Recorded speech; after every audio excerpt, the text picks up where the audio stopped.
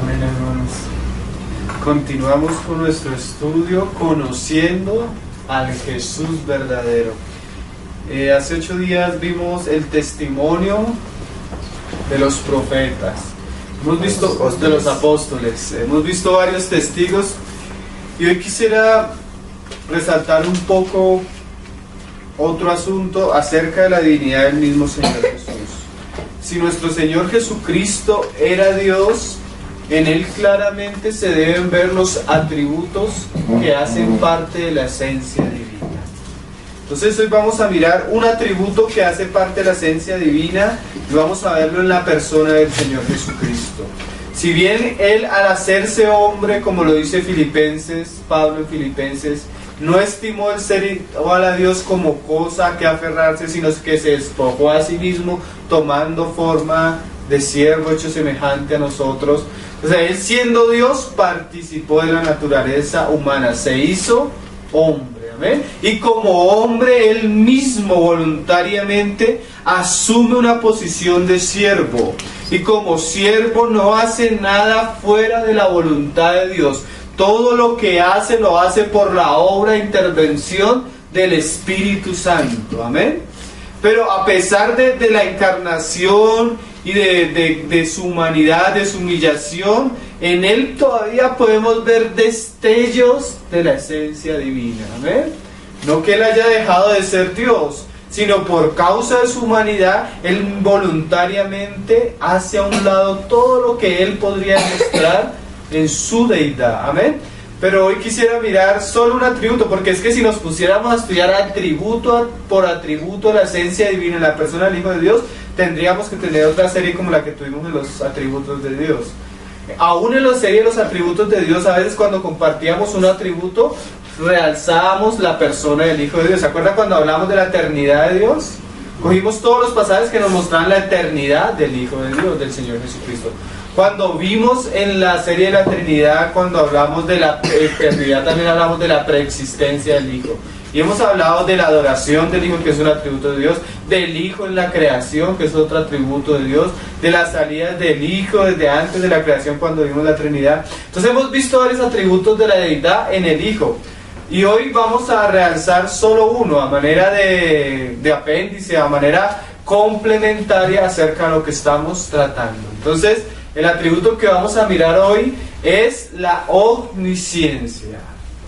Si Cristo es Dios, Él lo debe conocer todo. Él lo debe saber todo plenamente. Él debe conocer el futuro de la humanidad como si fuera para Él historia. Porque Dios es el Dios de todo saber. Todo lo conoce, todo lo sabe. No hay nada oculto delante de Él. Ni lo presente, ni lo por pasado, ni lo por venir. Y todas las cosas las conoce a su debida medida, tal como son. Amén. Entonces, si Cristo es Dios, como lo hemos venido diciendo por todos lados, hace ya 4 miércoles, entonces debemos ver este atributo en su vida. ¿Amén?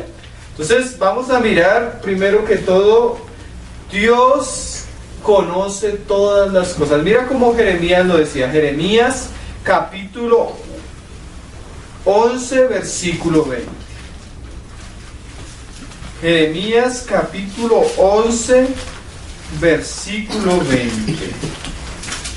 Una de las características de Dios es que Dios conoce el corazón, ¿sí? Lo que hay oculto tras las apariencias. Nosotros vemos las cosas y juzgamos las cosas por apariencias. Aún Pablo decía que como un espejo nublado, ¿sí? Nosotros vemos las cosas como...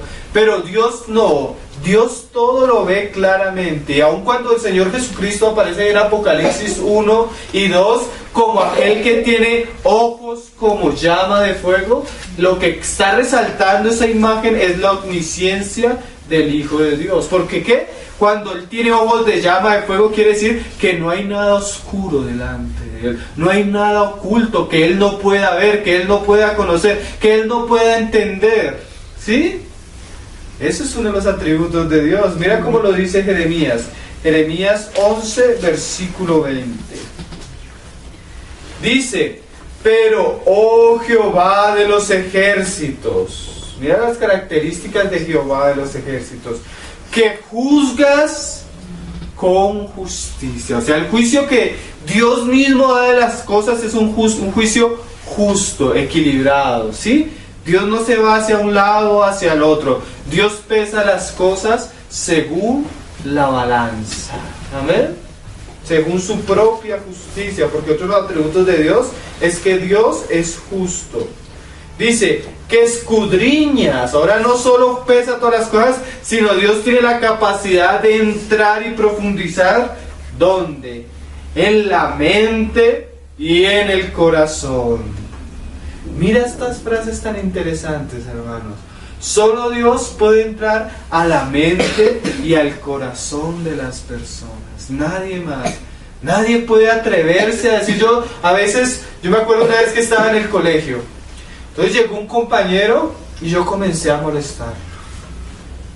Entonces comencé a molestarlo y de un momento, pero éramos jovencitos, ¿sí? No estaba sin Cristo, cuando no tenía Cristo. Y comencé a molestarlo y se volteó todo bravo y en un momento así de ira sacó una mano y me pegó un puño. Y yo al verlo dije, ¿a usted qué le pasó? Y me le boté encima. Lo que yo no sabía era que el día anterior se le había muerto un hermano. Y estaba en un momento difícil, aunque no lo demostraba, en su interior estaba viviendo una angustia. Yo comencé a molestarlo, hasta que reaccionó. ¿Qué pasa? Nosotros vemos por las apariencias, pero no sabe qué está pasando en el corazón de las personas. ¿Sí? Pero Dios no. Dios puede escudriñar en la mente, en las intenciones, en lo profundo del corazón. Mira cómo lo decía más adelante Jeremías en el 17, este mismo asunto. Y muestra la realidad de Dios y lo peligroso de nuestro corazón, 17:10. Y dice, yo Jehová, que escudriño la mente, que pruebo el corazón, para dar a cada uno según su camino, según el fruto de sus obras. Entonces, ¿cuál es una de las características de Jehová? Que escudriña la mente y el corazón. Y mire el versículo anterior, esta es la característica del hombre. Engañoso es el corazón. ¿Sí? Mientras Dios es justo, Dios prueba, Dios puede entrar allá, nosotros como hombres somos, ¿qué? Engañosos. ¿Sí?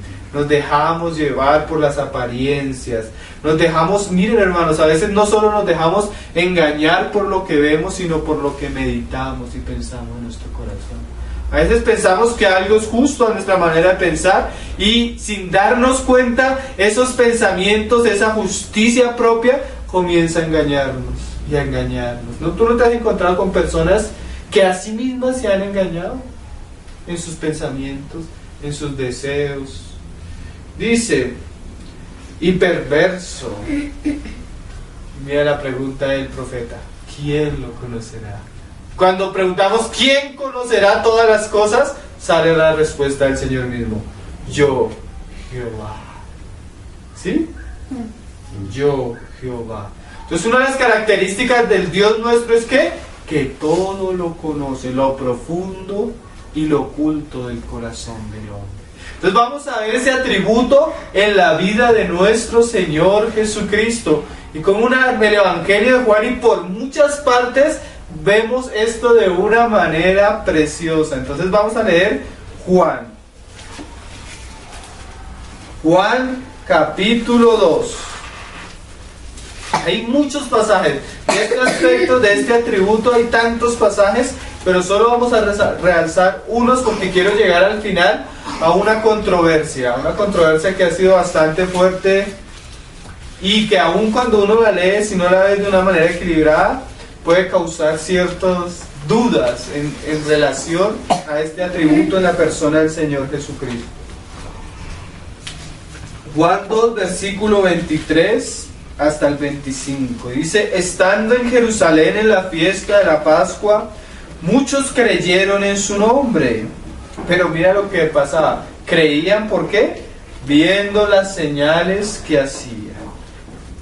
Pero Jesús mismo no se fiaba de ellos, ¿no? El Señor no confía en las personas que lo siguen simplemente por las señales, ¿sí? El Señor quiere que lo sigamos porque tenemos un conocimiento genuino y verdadero de Él y de lo que Él hizo, no por las otras cosas. Y mira lo que dice el Señor: pero Jesús mismo no se fiaba de ellos. ¿Por qué? Porque conocía a todos. Mira el atributo ahí tan claramente dicho. Dios ve todo, prueba todo. Y Cristo en este momento, Juan dice, el Señor sabía que muchos lo seguían y que creían en Él, pero Él no confiaba en ellos, porque Él conocía el corazón de estos hombres. Y no solo de uno, de dos, de tres, sino que dice ahí el apóstol, conocía a quienes, a todos. Es maravilloso ver al Señor en medio de muchas circunstancias, y en medio de todas las circunstancias, para Él no solo veía las apariencias, no solo veía las palabras, no solo veía las expresiones del cuerpo, sino de alguna manera misteriosa, todos los corazones eran destapados cuando estaban delante de Él. Una vez llegó una mujer pecadora, se sentó y comenzó a llorar en la presencia del Señor, y sus lágrimas enjuagaron sus pies. ¿Sí conocen esa historia? Y había un fariseo, y el fariseo comenzó a pensar, si este fuera profeta, sabría qué clase de mujer es la que está ahí. Cuando él ni siquiera había dicho nada, le dice, a ver, quiero hacerte una pregunta. Si un hombre tiene dos deudores, uno le debe una cantidad exorbitante y uno algo pequeño, si él le perdona a ambos, ¿cuál de los dos va a estar más agradecido? ¿Cuál de los dos lo va a amar? Pues al que se le perdonó más. Asimismo, entré a tu casa, no me lavaste los pies, no tuviste ninguna atención, pero esta mujer desde que entró no ha cesado de llorar y con sus lágrimas me ha lavado los pies. ¿Qué estaba mostrando el Señor? Que Él conoció cada uno de los pensamientos que surgieron en el corazón de este hombre. A veces el Señor estaba predicando y llegaban los religiosos y tal vez comenzaban entre ellos a murmurar. Y ahí, vamos a tentarle, vamos a hacer esto, Y cuando se le acercaban les decía, ¿por qué queréis tentarme? Dije, no voy a comenzar. ¿Por qué queréis tentarme? ¿Qué es eso, hermanos? Omnisciencia. Mira cómo se lo dijo más adelante cuando Él escoge a los 12. Ahí en Juan 6. Mira esa frase tremenda. El Señor, aún vemos unos destellos preciosos de su divinidad en medio de esto. Juan 6, versículos 70 y 71. Ahí cuando todos los discípulos querían comenzar a irse porque la palabra que el Señor les había dicho era bastante fuerte. Mira lo que les dice el Señor. Jesús les respondió, cuando les dijo, ¿acaso ustedes se quieren ir? Y Pedro le dijo, no, Señor, si solo tú tienes palabras de vida eterna. Y nosotros hemos conocido que tú eres el Hijo de Dios, el Cristo, el Hijo del Dios viviente. Jesús le respondió ahora sí en el 70, no os he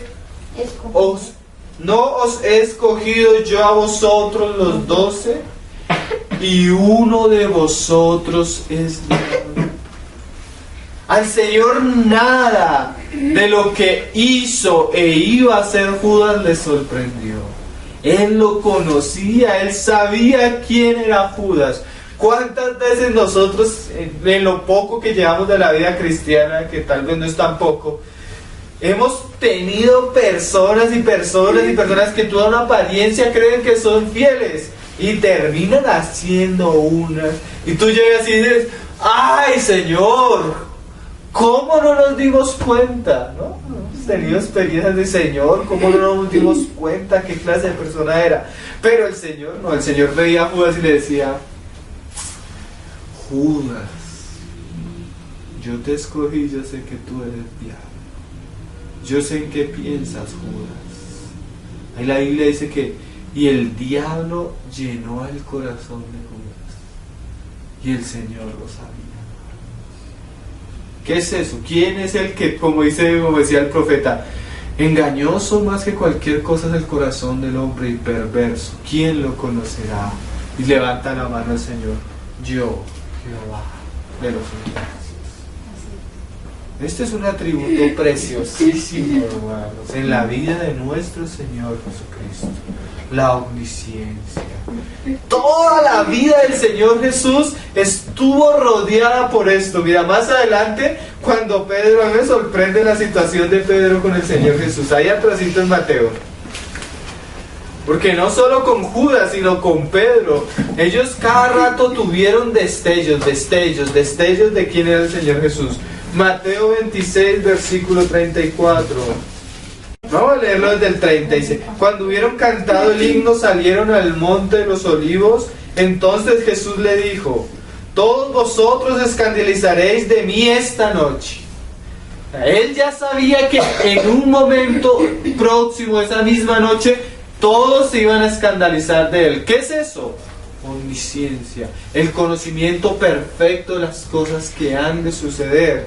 Y dice: porque escrito está, heriré al pastor y las ovejas del rebaño serán dispersas. No solo él lo conocía, sino había una profecía que claramente mostraba eso. Pero después que haya resucitado, mira que el Señor habla del futuro como si fuera el pasado, como un hecho ya. O sea, voy a morir, sí, pero al tercer día voy a resucitar. Les dijo varias veces, ¿no? Y ellos no entendían. Ellos no entendían. Y dice, respondiendo Pedro le dijo: ay, Pedro,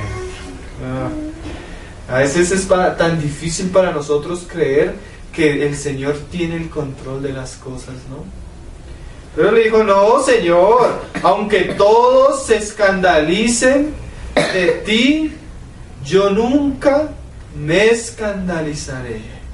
Yo no, Señor. Todos te van a negar, no importa que tú conozcas todas las cosas.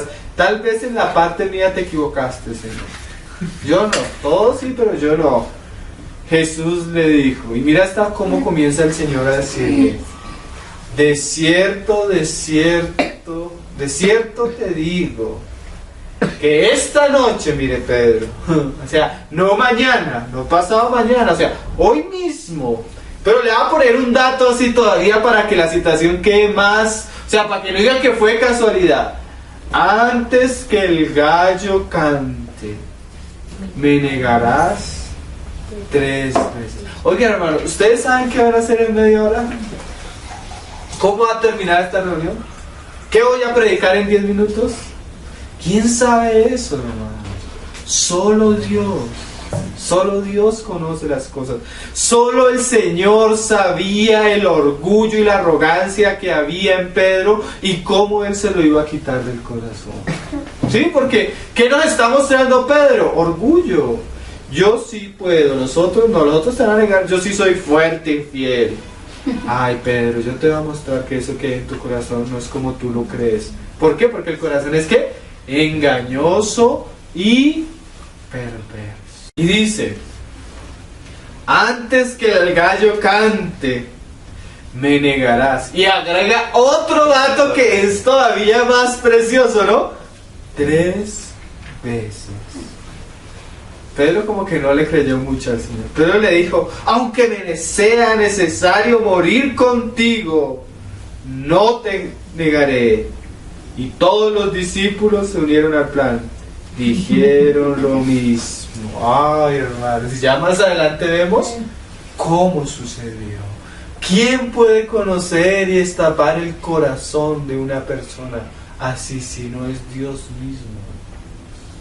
¿Quién lo puede hacer, hermano? Había veces que, digamos, David pecó y nadie se dio cuenta y el Señor le habló al profeta.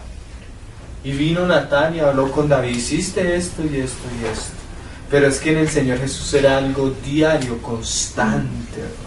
En todas las situaciones vemos esto. Vemos el control de Él de las cosas, hermano. Otra de las características de la omnisciencia, hermanos, es que la omnisciencia nos habla de Dios que lo sabe todo, todo, no hay nada, ningún conocimiento oculto delante. Mira cómo lo decía Primera de Samuel. Primera de Samuel, capítulo 2. 1 Samuel 2:3. Dice: no multipliquéis palabras de grandeza y altanería, cesen las palabras arrogantes de vuestra boca, porque el Dios de todo saber es Jehová, y a Él toca el pesar las acciones. El Dios nuestro es ¿qué? El Dios de todo saber. Amén. Dios conoce todas las cosas. Mira una palabra que le dijeron los discípulos al Señor Jesucristo. Ahí vuelvan ahí a los evangelios. Juan 16.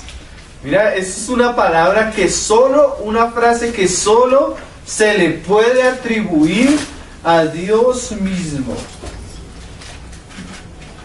Y dice, vamos a leerlo desde el 28. Juan 16, 28.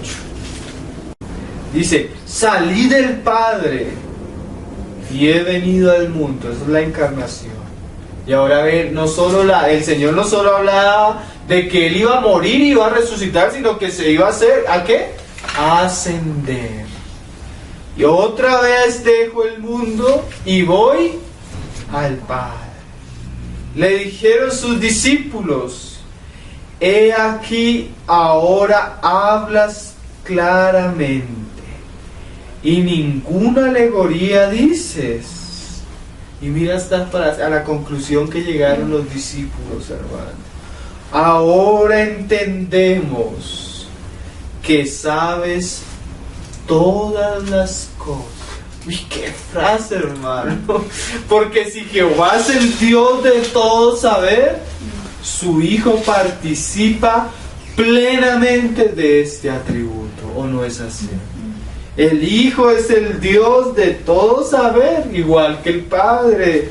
Y mira esta frase: y no necesitas que nadie te pregunte.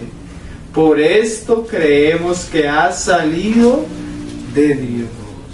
Hermano, mire, hasta Buda, cuando iba a morir, le dijo a sus seguidores: busquen la verdad. Jesucristo dijo: yo soy la verdad. ¿Qué hombre se atrevería a decir tales palabras si no es Dios mismo? Otra de las características de la omnisciencia: el pleno conocimiento del futuro. Mira cómo lo dice Isaías, hermano. Lo vamos a mirar también en la vida de nuestro Señor Jesucristo. Isaías capítulo 44. Un pasaje que hemos leído bastante. Cuando estuvimos viéndolo, la omnisciencia del Señor, también lo vimos. Creo que hace poco también lo volvimos a leer. Isaías capítulo 44, del 6 y el 7. Así dice Jehová, Rey de Israel. ¿Quién está hablando? Jehová mismo, nuestro Dios. Y su Redentor, Jehová de los ejércitos. Yo soy el primero y yo soy el postrero. Mira cómo habla Jehová de sí mismo. Téngalo ahí, no lo cierre porque volvemos. Apocalipsis 1. Porque curiosamente el Señor habla en Apocalipsis de la misma manera, hermanos. Estas son palabras que nos deben aclarar y afirmar cada vez en esto que estamos tratando. ¿Amén?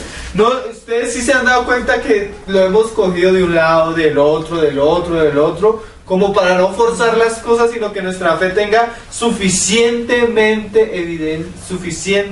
evidencia bíblica, como para que estemos confiados, seguros. Mira cómo dice Apocalipsis 1. Dice, el 1:8 dice: yo soy, está hablando el Señor Jesucristo, el alfa y la omega, principio y fin, o el primero y el último, hermano, el que es y que era y que ha de venir, el todopoderoso. Uf, qué frase. Compárala con Isaías 44. Solo era ahí como un pequeño paréntesis. Yo soy el primero y yo soy el postrero. Y mira esta frase: y fuera de mí no hay Dios. ¿Y quién? Mira unas características de nuestro Dios. ¿Quién proclamará lo venidero, lo declarará y lo pondrá en orden delante de mí, como hago yo desde que establecí el pueblo antiguo. No solo, mira estas frases, hermano. ¿Quién proclamará lo venidero y lo declarará y lo pondrá en orden? O sea, no solo tiene la capacidad de conocerlo, anunciarlo, sino ponerlo en orden, controlar todas las cosas para que las cosas sean hechas como Él lo ha determinado. Mateo capítulo 16. Una de las tantas, porque tú puedes ver por los evangelios cómo era una característica del Señor Jesús, el control que Él tenía de las cosas que habían de suceder. Mateo capítulo 16. Cosa que hemos leído bastante porque ahí está la revelación sobre la cual estamos haciendo nuestro estudio. Pero ahora vamos a leerlo desde el versículo 21. 16, 21. Dice: desde entonces comenzó Jesús a declarar a sus discípulos. Él comienza primero, ¿qué? A anunciar las cosas que han de suceder. Que le era necesario ir a Jerusalén. Pero cuando iba a ir a Jerusalén iban a suceder muchas cosas. ¿Cuántas veces había ido el Señor a Jerusalén? ¿Cuántas veces Él había estado en medio de personas religiosas que lo querían apedrear y no habían podido? Pero el Señor, que conocía los tiempos, sabía que la hora de su muerte había llegado. Sabía que el tiempo en el cual Él iba a entregar su vida en expiación por nosotros había llegado. Y Él comienza a anunciar de manera maravillosa. Ellos estaban acostumbrados que el Señor de alguna manera los libraba de los peligros, ¿sí? Lo iban a apedrear y no podían, porque no había llegado su tiempo. Pero ahora Él mismo comienza a anunciarle lo que ha de venir. Y dice que le era necesario ir a Jerusalén y padecer mucho de los ancianos. Primero. O incluye ahora las personas que lo iban a entregar y de la manera como lo iban a hacer. De los principales sacerdotes y de los escribas. Y ser muerto. ¿Quién puede anunciar así el futuro tan detalladamente? ¿Y qué? Y resucitar al tercer día. Mira cómo el Señor dice: voy a Jerusalén, va a pasar esto y esto y esto y esto. Pero Él volviéndose, el 22. Entonces Pedro, tomándolo aparte, comenzó a reconvenirle diciendo: Señor, ten compasión de ti, en ninguna manera esto te acontezca. Pero Él volviéndose, dijo a Pedro: quítate delante de mí, Satanás, me eres tropiezo, porque no pones la mira en las cosas de Dios, sino en las de los hombres. ¿Qué cosas, no? Pedro como que nunca, en muchos aspectos prácticos, Pedro como que pensaba que el Señor no tenía el control de las cosas, ¿sí? Pero una de las características de la divinidad del Hijo de Dios era esto: el anuncio de las cosas que han de suceder. ¿Amén? Entonces estas cosas las podemos ver desde muchos puntos, hermano. Eso tú ves claramente cómo el Señor conocía todas las cosas que Él iba a vivir, cómo Él conocía que Él iba a resucitar, cómo Él conocía que Él iba a ascender, cómo Él conocía que cuando Él se presentara delante del Padre iba a enviar el Espíritu, cómo Él conocía las cosas que iban a vivir sus apóstoles, y de antemano les dice: mire, los envío como ovejas delante de lobos, y pasarán esto y esto y esto. Todo es ¿qué? Preconocimiento, omnisciencia. Pero cuando entramos a mirar este atributo de Dios, parece que muchos religiosos y aún nosotros nos encontramos con un versículo que es una piedra de tropiezo, hermanos. Entonces vamos a meditar un poco en esa piedra de tropiezo y vamos a meditarlo a la luz de las Escrituras, si verdaderamente todo lo que hemos dicho acerca de la divinidad se puede desbaratar con este versículo. Porque es que a veces tú Tú te encuentras un testigo de Jehová y él con un versículo así chiquito te quiere retumbar la roca inmensa que revela las escrituras acerca del Hijo de Dios. Que la roca es la revelación del Hijo de Dios. Recuerden todo lo que hemos mirado y mirado y mirado. Y vamos a ver si este versículo nos quita o daña todo lo que hemos visto. ¿Ven? Todos, yo sé que cuando hemos llegado a este pasaje ha sido bastante difícil. Marcos, capítulo 13. Léalo con sus propios... Y dígame si no ha sido... Si no es una piedra. Marcos 13. Ahí viene la pregunta de los que niegan la divinidad del Hijo de Dios. Versículo 32 y 30 al 33. Dice 32 y 33. Hablando de la venida, ¿cierto? Del Señor Jesucristo. Dice, pero de aquel día y de la hora nadie sabe, ni aun los ángeles que están en el cielo, ni el Hijo. ¿Sí lo tengo? ¿Lo estoy leyendo bien? Ni el Hijo, sino el Padre.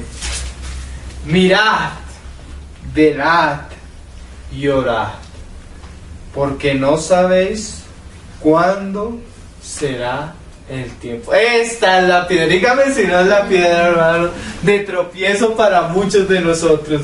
Entonces, meditando un poco en este pasaje, voy a poner esto acá un poco, quise sacar algunas reflexiones acerca de eso. Lo primero que quiero que notemos, hermanos, es que todo lo que hemos venido estudiando, amén, hay una regla hermenéutica acerca, la hermenéutica es la ciencia de la interpretación de cualquier texto. Pues la hermenéutica bíblica es las reglas que nosotros debemos tomar para interpretar los pasajes de la Biblia, ¿sí? Entonces, una de las reglas hermenéuticas dice que cuando nosotros llegamos a un pasaje difícil, la mejor manera de comprender un pasaje difícil es a través de muchos pasajes, ¿sí? A través de la suma de las escrituras, amén, para llegar a la comprensión. Otra regla hermenéutica que es muy buena, hermanos, es el contexto. Mirar todo el contexto de lo que se viene hablando, de lo que se sigue diciendo, la intención del autor en el texto, y eso nos va a dar más claridad acerca de un pasaje. Entonces, hermanos, lo primero que quiero que leamos, lo vamos a leer no solo ya desvinculado del resto, sino vamos a leer un poco más el contexto y lo que sigue diciendo el Señor, y yo voy a dar 5 o 6 razones o explicaciones acerca de este pasaje, amén, para encuadrarlo en todo lo que venimos estudiando. Entonces leamos primero todo, amén. Vamos a leerlo desde podríamos leerlo todo desde el capítulo 13, hermanos. Lo primero que voy a resaltar es el Señor, miren, hermanos, porque si ese pasaje nos negara la omnisciencia del Señor, el Señor no conocería todas las cosas que Él viene hablando. Si Él no conoce el futuro, ¿cómo sabría que vendrían falsos cristos? Si el Señor no conoce el futuro, ¿cómo sabría que habrían guerras, rumores de guerra? Si el Señor no conoce el futuro, ¿cómo sabría que habrían hambres, terremotos? ¿Cómo sabría que habría la abominación desoladora? ¿Cómo sabría que surgiría el anticristo? ¿Cómo el Señor sabría todas las otras cosas? ¿Sí? Entonces ya por el contexto, aunque el Señor no nos dice el día ni la hora, sí nos muestra que la sazón plena para su venida. Entonces lo que nos debemos preguntar es ¿por qué el Señor mismo no dice el día ni la hora? Porque si nos dice muchas señales que van a preceder su venida, ¿por qué no nos dice el día y la hora si Él es el Dios de todo saber? ¿Sí? Comencemos por ese contexto. Él viene anunciando una cantidad de cosas que van a suceder, pero no nos dice el día ni la hora. ¿Por qué será, hermanos? Vamos a meditarlo, porque ese es el asunto, ¿no? Ese es el asunto, vamos a meditarlo. Nos vamos a leer desde el 29, dice... ¿13:29? Sí, desde el 13, desde el 24. No, es que pues leeríamos todo desde el 23, digamos. Dice, mas vosotros mirad, os lo he dicho todo antes. ¿Qué es eso, hermanos? Omnisciencia. ¿Cómo Él puede decir antes las cosas? Si no es Dios mismo, ¿eh? Porque Dios es el que anuncia y ordena todas las cosas. ¿No lo leíamos en Isaías? Entonces ya ese versículo nos habla de la omnisciencia del Hijo. Sigamos, y dice, pero en aquellos días que precederían o que serían la antesala para su venida, dice, el sol se oscurecerá. Pero en aquellos días, después de aquella tribulación, o sea, nos viene hablando muchas cosas y hasta de la gran tribulación. ¿Cómo el Señor va a anunciar la gran tribulación si no es Dios? En el versículo 24, 13:24 de Marcos. Y dice, y la luna no dará su resplandor, y las estrellas caerán del cielo, y las potencias que están en los cielos serán conmovidas. ¿Cómo Él va a saber eso, hermanos? ¿Cómo Él va a conocer todas las cosas que han de suceder si no es Dios? Sigamos, 26.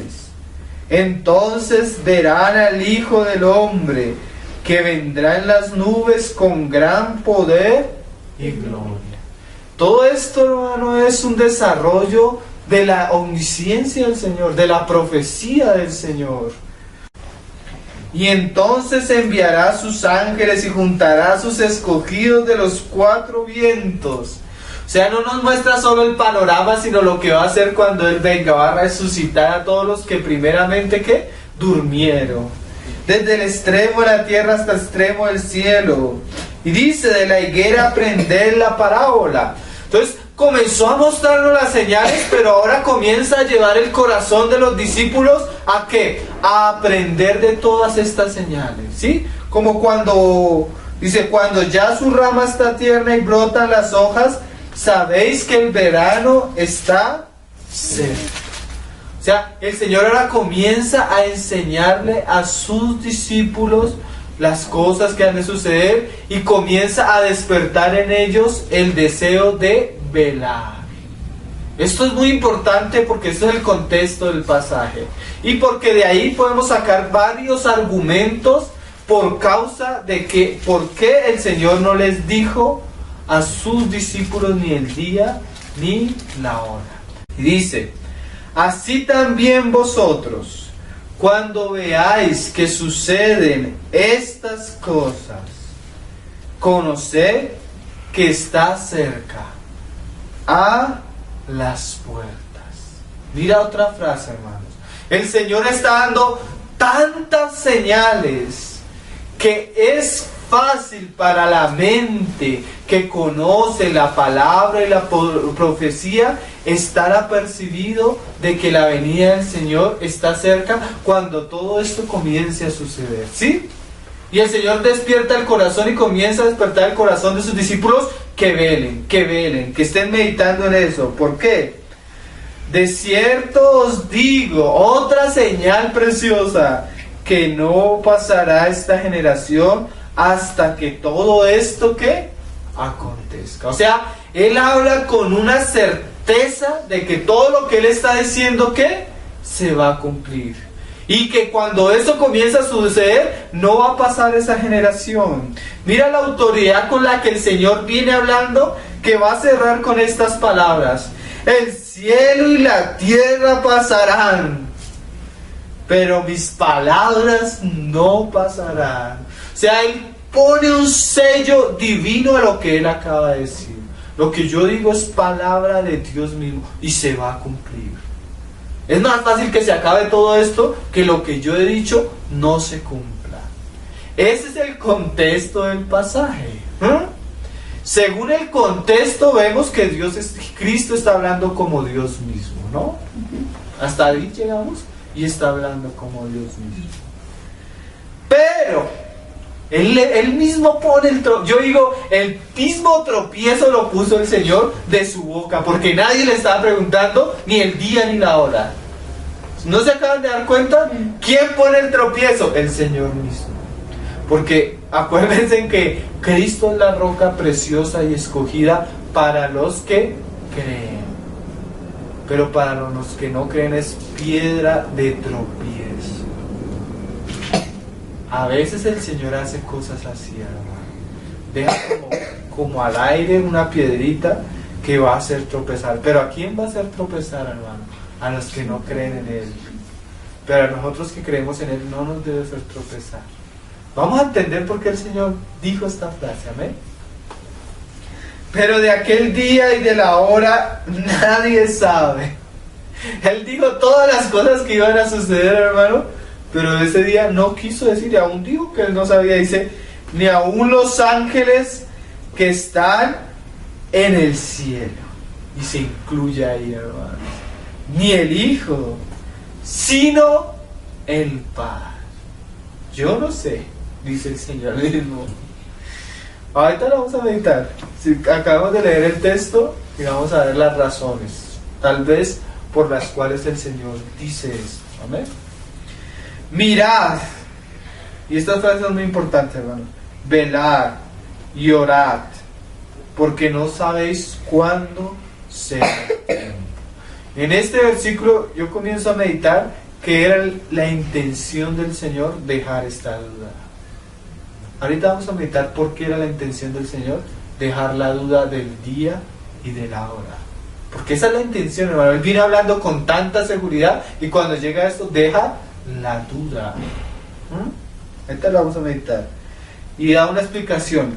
Es como el hombre que yéndose lejos de su casa y dio autoridad, dejó su casa. Es como el hombre que yéndose lejos dejó su casa y dio autoridad a sus siervos y a cada uno su obra, y al portero mandó que velase. Velad. ¿Cuántas veces se repite la palabra velad? Por algo el Señor dejó la duda, hermano, y siempre dice velad.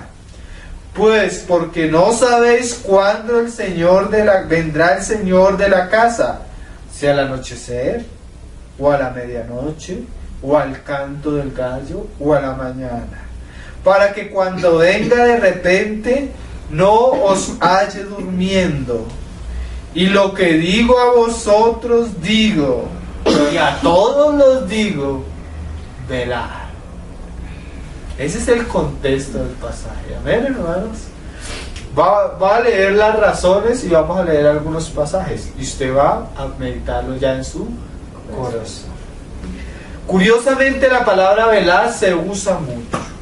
Una de las razones por las cuales yo creo que el Señor no nos dio ni el día ni la hora es esta, hermanos.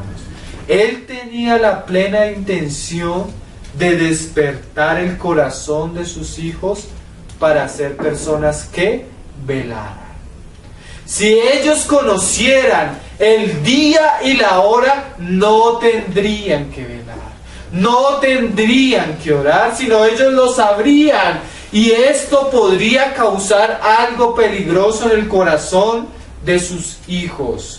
Léanlo ahí atrasito en Mateo 24. Mira lo que podría ocasionar que el Señor mismo les hubiera revelado el día y la hora a sus discípulos. Mateo 24, 48. Basándonos en qué hecho, hermanos. Si el Señor les hubiera dicho a sus discípulos en qué día, en qué hora vendría, ellos sabrían que ellos no iban a estar para ese día. Ellos sabrían que Él no iba a venir en su generación, sino que se iba a tardar, y ya llevamos 20 siglos. Ellos sabrían que la venida del Señor se iba a demorar. Y eso podría causar lo que el mismo Señor explicó en Mateo 24, versículo 48. Mira lo que dice este versículo en una de las parábolas del Señor. Pero si aquel siervo malo dijere en su corazón, mi Señor tarda en venir. Mira, ¿sí? Pero yo voy a venir, estamos en el año 30, yo vengo más o menos en el 2030. Dice Pedro, no, pero si es que el Señor se tarda en venir, ¿qué pasaría? Y comenzare a golpear a sus consiervos y a sus consiervos y a comer y a beber con los borrachos. Eso daría a que el cristiano se diera a una vida que pendenciera y pecaminosa. ¿No lo está diciendo el mismo Señor? Si ellos hubieran sabido que el Señor no iba a ir en su generación, seguramente no se hubieran santificado, no hubieran velado, no hubieran orado. Porque como dice Juan, el que tiene la esperanza del Señor, ¿qué? Se santifica. Pero como el Señor se demora, entonces no, pues comamos, bebamos. Entonces hubiera sido peligroso para los discípulos. Al contrario, deja la duda, buscando ¿qué, hermanos? Buscar siervos que velen y oren en todo tiempo. ¿Por qué en todo tiempo? Porque no saben cuál es el día. Si ven una de las razones por qué el Señor no les da la hora ni el día. Segunda razón, hermanos. Volvamos al pasaje ahí en Marcos 13, 34 y 35. Vamos a leer el 35. Velad pues, porque no sabéis cuándo vendrá el Señor de la casa, si al anochecer, o a la medianoche, o al canto de gallo, o a la mañana. Según lo que el Señor nos está diciendo, Él puede venir en cualquier momento.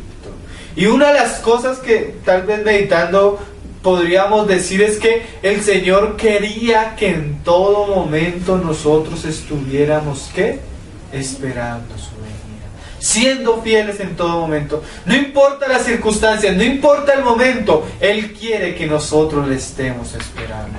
Y mira que cuando tú miras la historia de la iglesia, esa ha sido una de las características de todos los hombres que han amado al Señor. Todos han deseado ver con sus propios ojos la venida del Señor. No importa que estuvieran en la mañana, en la anochecer, a medianoche, a la salida del gallo, ellos deseaban esperar al Señor Jesús. Esa expectativa, ese anhelo se perdería si conociéramos la hora y el día. ¿No creen?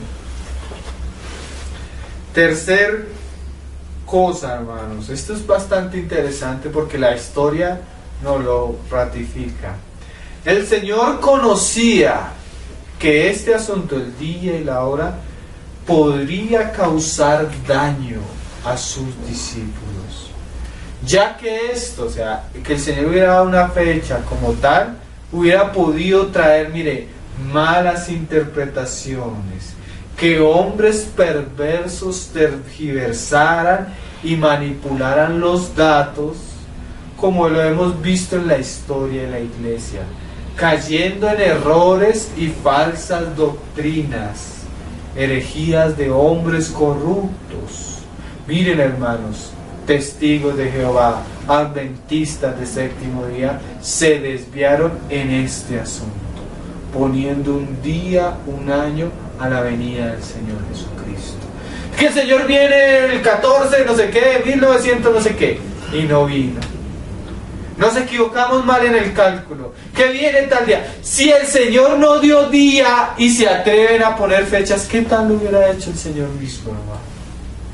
Mira lo que dice Pedro en el capítulo, en el 2 de Pedro, capítulo 3, versículo 16. Eso, aún el Señor prohibiendo, aún Él mismo, no queriendo dar fecha y hora, ha dado lugar a que hombres impíos se atrevan a darlo, a usar eso como doctrinas y a dañar la mente y el corazón de los creyentes. Mira, tú lees la historia de los testigos de Jehová, en la página de un documental precioso, Los Testigos de Jehová, y cuenta la historia. Y ellos, uno del sucesor, creo que fue el juez Rutherford, comenzó a decirle a los discípulos que el Señor, los discípulos de los testigos, venía tal día. Comenzaron todos a vender sus cosas, sus casas, todo esto, todos dejaron de estudiar y todo, preparándose para el gran día. Y el gran día que habían dicho que no llegó. ¿Qué hizo esto? Que el mismo Señor no había permitido, dio lugar a la herejía. ¿Cuánto más si el Señor hubiera dado alguna fecha o algún dato, alguna manera de contabilizarlo, como nos lo dio en otros lugares, ¿cierto? Como lo hizo con las 70 semanas de Daniel. Tenemos Pedro, segunda de Pedro, mira lo que dice Pedro, segunda de Pedro 3:16, y dice, miren como lo dice en el 15, y teniendo entendido que la paciencia de nuestro Señor es para salvación, como también nuestro amado en el 15 estamos leyendo, nuestro amado hermano Pablo, según la sabiduría que le ha sido dada, os ha escrito, hablando de la salvación y todas las cosas que Pablo había escrito, casi en todas sus epístolas, hablando en ellas de estas cosas. Y sí, miren esto lo que hicieron con las epístolas de Pablo, hermano. Entre las cuales hay algunas difíciles de entender. Imagínate que el Señor hubiera dado una fecha así. No, miren, cuando esto súmele tantos años y quítele tantos años y ese es el día de mi venida. Hubiera dicho algo así, ¿no? Y como para dejarlo no tan fácil. ¿Qué hubiera pasado, miren, hermanos? Las cuales los indoctos e inconstantes tuercen. Eso si se presta aún el mismo Señor no diciéndolo, hermano. ¿Sí me hago entender? El mismo no dijo día y hora y se ha prestado para que personas tuerzan y lleguen a hacer eso. Hay un pastor en Estados Unidos, no me acuerdo el nombre, pero hace poco, varias veces anunció el fin del mundo. Y una vez dijo, no, me equivoqué, otra vez hace poquito, el año pasado. Me volví a equivocar, ya después todo el mundo que le decía falso profeta. Y según la ley debía ser apedreado. Bueno, más no vimos la ley, porque dice la ley que si algún profeta se levantara entre vosotros y os dijere esto, dice Jehová, y no se cumpliere, el tal es un falso, apedréenlo. Bueno, más no vimos el tiempo de la ley. Pero es el falso profeta. Entonces, se hubiera dado ¿a qué? A que hombres indoctos, inconstantes, lo torcieran, como muchos lo han hecho. ¿Para qué? Como también las otras escrituras, para su propia perdición. Entonces, eso se hubiera prestado para perdición. En vez de eso, el Señor, ¿qué hace? Nos da la expectativa para volvernos más piadosos. ¿Para qué? Para que oremos y veremos. Otro asunto. Tal vez el Señor lo hubiera podido decir, hermano, pero los discípulos no estaban en la capacidad de recibir tal revelación. Juan capítulo 16, versículo 2.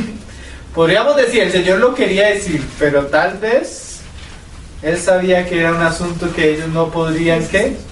Y nosotros no podríamos sobrellevar. Juan 16, versículo 12, mira cómo el Señor les dice, aún tengo muchas cosas que deciros. Tal vez eso se lo quería decir, digamos. No creo, porque el Señor lo hubiera anunciado después. Pero ahora que no las podéis sobrellevar. Hay cosas que el Señor no le dijo a sus discípulos, ¿por qué? Porque no las podían sobrellevar. No podían entender. Imagínate que en la época que ellos vivían no contaban los años como nosotros lo contamos, hermano. En el año 2013 vengo yo y ellos comenzarán, pero 2013, ¿cómo así? Ellos no contaban los años como los contamos hoy. ¿Cómo hubieran podido calcular? No la podrían sobrellevar. ¿Amén? Otro argumento. Esa es que no la podrían sobrellevar. Hay otro argumento, lo leemos de una vez en Deuteronomio, hermanos. 29, capítulo 29, versículo 29. ¿Lo tienen? Esto es todavía más radical. Nosotros hemos sido así como medio razonables. Pero lo dice la palabra, y tal como el Señor lo dice, lo debemos recibir. ¿Amén? Mira lo que dice la palabra. Las cosas secretas pertenecen a Jehová nuestro Dios. ¿Sí? Hay cosas que son exclusivas de Él. Mas las reveladas son para nosotros y para nuestros hijos para siempre. O O sea, hay cosas que Dios mismo se guarda para Él. Y hay cosas que Él revela. Amén. Entonces mira lo que decimos. Hay cosas que pertenecen a Dios mismo y a su esencia divina, la cual Cristo, al hacerse hombre, no quiso usurpar o aferrarse. Filipenses 2, 5 en adelante. Sino que manifestó obediencia voluntaria a su Padre como hombre, absteniéndose él mismo a dar un dato específico en relación a este asunto. ¿Sí lo entendimos? Vamos a repetir, a ver. Mire, hay cosas que pertenecen a Dios mismo y a su divina esencia, la cual el Hijo de Dios, el Cristo, no quiso en su humanidad que usurpar o aferrarse, como decía Filipenses 2:5, sino que manifestó una obediencia voluntaria a su Padre como hombre. Él en esencia es Dios, amén.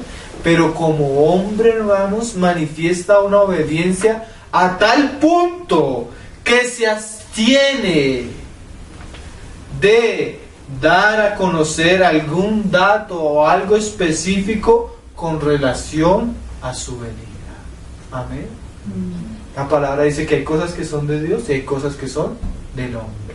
Y Él como Dios conoce todas las cosas, mas como hombre fue obediente, hasta guardando silencio, hermanos. ¿Sí? A veces uno tiene que ser obediente hasta ¿qué? Guardando silencio. Otra razón. La sexta razón, hermanos.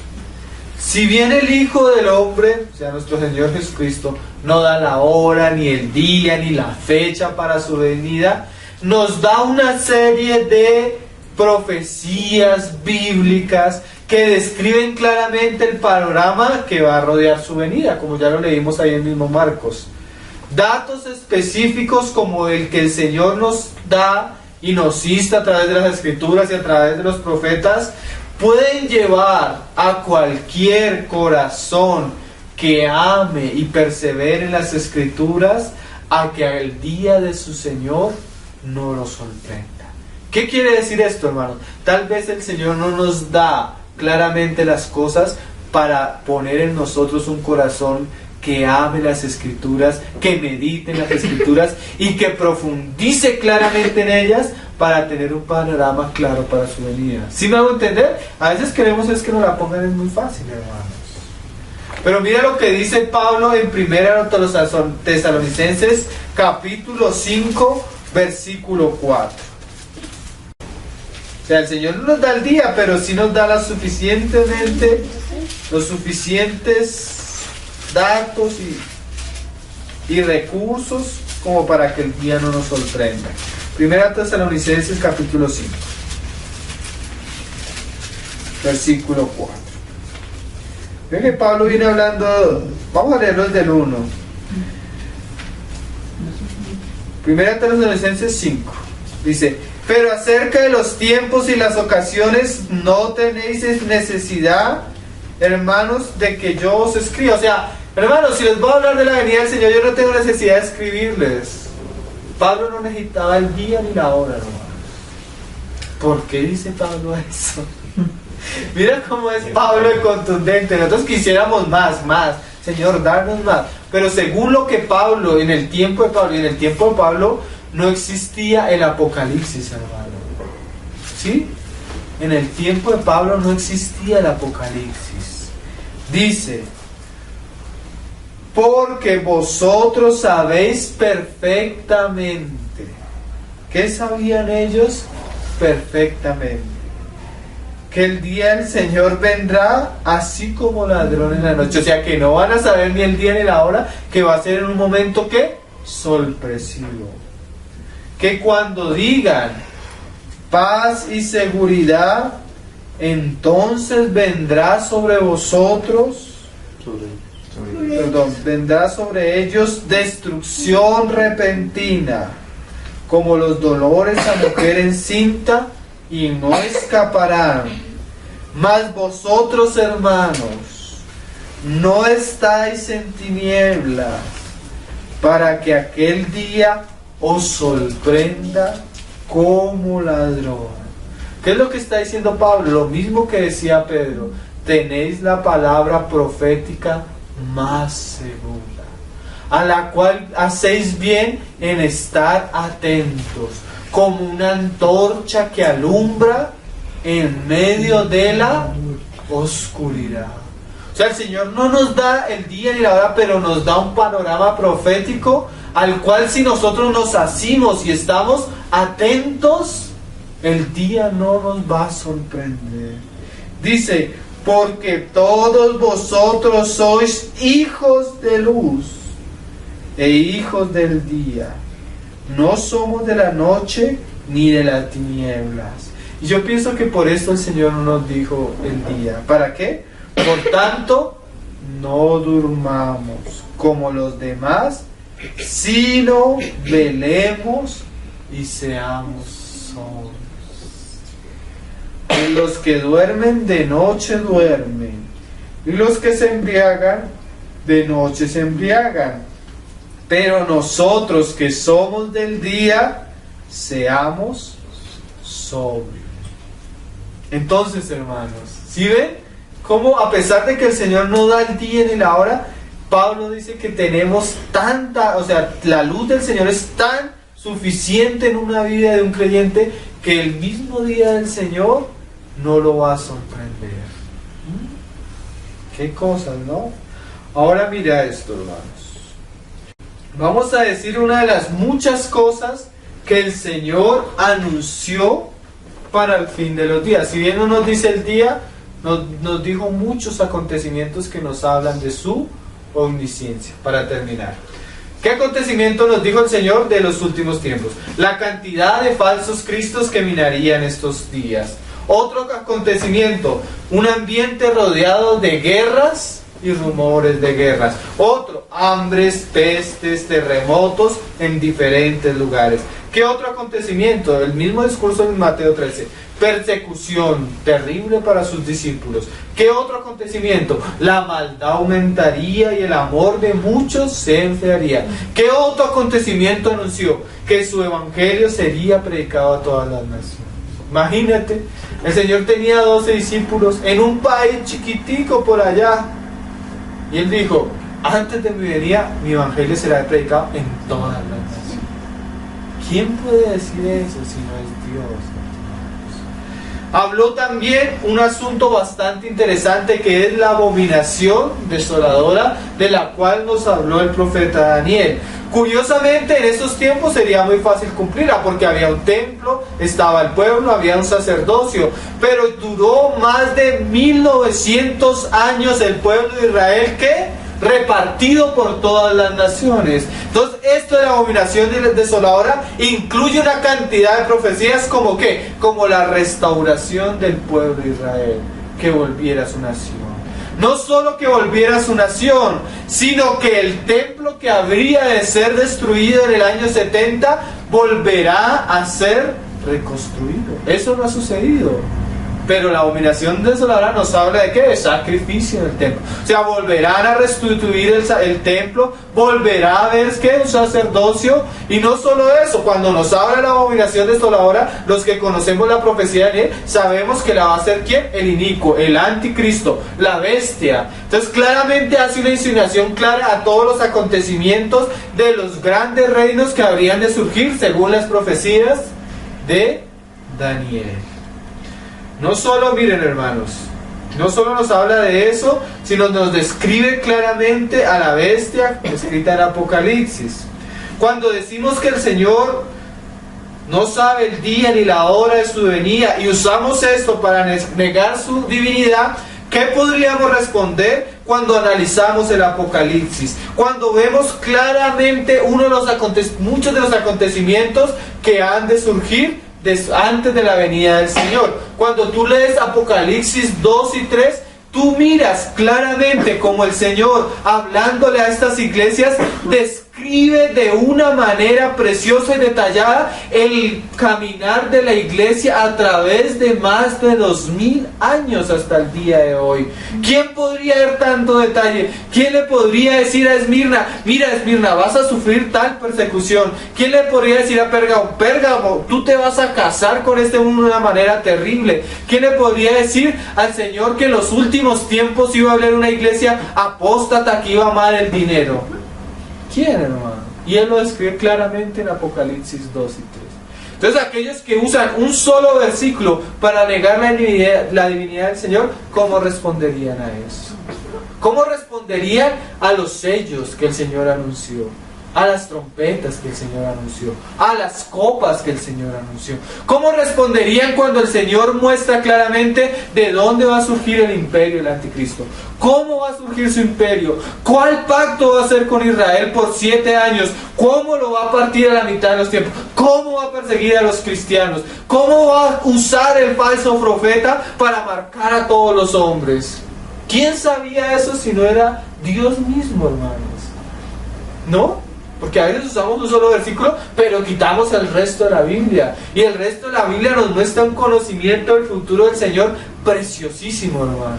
No solo en los últimos acontecimientos de su venida, sino que cuando Él venga, cómo las naciones van a estar rodeando a Jerusalén, a Israel. ¿En qué valle la van a rodear? ¿Cómo se van a armar para esta guerra? ¿Cómo se llama el lugar? ¿Cómo se va a llamar la guerra? ¿Cómo Él va a destruir al anticristo? ¿Cómo va a destruir al falso profeta? ¿Dónde los va a encarcelar? ¿Qué va a hacer con Satanás durante 1000 años? ¿Cómo va a reunir a su pueblo con Él? ¿Cómo lo va a juzgar? ¿Cuánto tiempo su pueblo va a reinar con Él? ¿Cómo Satanás va a ser suelto después de los 1000 años? ¿A qué naciones van a engañar? ¿Cómo se van a volver a reunir otra vez contra los santos? ¿Cómo los va a destruir? ¿Cómo va a resucitar a todas las personas y los va a presentar ante el juicio del trono blanco? ¿Cómo después del juicio del trono blanco nos habla de la nueva Jerusalén y la eternidad futura?